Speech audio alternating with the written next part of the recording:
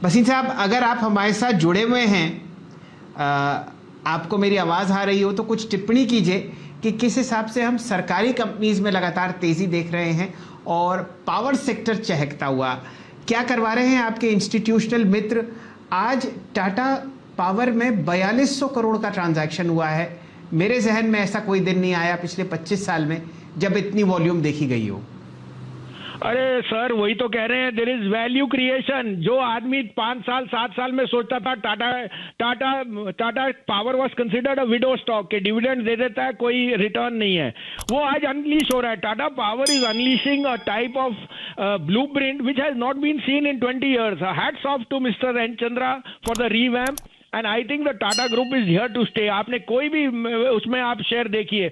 Secondly, it also tells you that power is the blueprint of India. REC PFC, Shailendra ji 80-82 रुपए पे मैं आप लोगों को कहते कहते तंग आ गया। PFC का 11% डिविडेंड यील्ड है। It is as safe as the Reserve Bank of India. अब आज आपको वो वैल्यूएशन पैरामीटर दिख रहा है। So unquestionably these stocks, the PSU stocks are jewels in the crown, जो अब उनकी अनवैल्यूएशन हो रही है और लोगों को समझ आ रहा है। NTPC का भाव मेरे हिसाब से 150 रुपए भी कम है। तो REC PFC NTPC on declines by along with Power Grid, but right now like I'm saying there is froth on the market, so you can get lower levels. अच्छा, आपको भसीन साहब यहाँ पे कुछ अंडर ओनरशिप भी दिखती है? क्योंकि याद नहीं आता कब किसी म्यूचुअल फंड को आपने महीने में इन स्टॉक्स को ऐड होता हुआ देखा। हम सब लोग म्यूचुअल फंड पोर्टफोलियोज भी ट्रैक करते हैं, तो वहाँ से भी कुछ आपको सुगबुगाहट आती हुई दिखती है खरीदारी की इन काउंटर्स पर? बिल्कुल, आपने you hit the nail on the head. क्योंकि कोई भी फंड मैनेजर होता था बोलता था पीएसयू से तो मैं बहुत दूर हूं, और उसका अंडर परफॉर्मेंस ही पीएसयू और मेटल्स ने किया है। कोई 350 पे टाटा स्टील लेता नहीं था, लेकिन जब से मिस्टर झुंझुनवाला ने 700 पे आके एक टिप्पणी दी, मैं तो बहुत पहले से, उन्होंने कहा 700 रुपए पे टाटा स्टील 60 टाइम ट्रेड करता है, जबकि 28,000 पे श्री सीमेंट 40 टाइम ट्रेड करता है। वाई शुड टाटा स्टील भी 1500 rupees? And he was proven correct.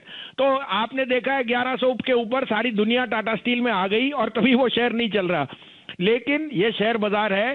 PSUs में जो अंडर परफॉर्मेंस था मेरे हिसाब से खत्म हो गया है, और 2-3 साल के लिए जो सबसे बड़ा वेल्थ क्रिएटर है वो पीएसयूज है।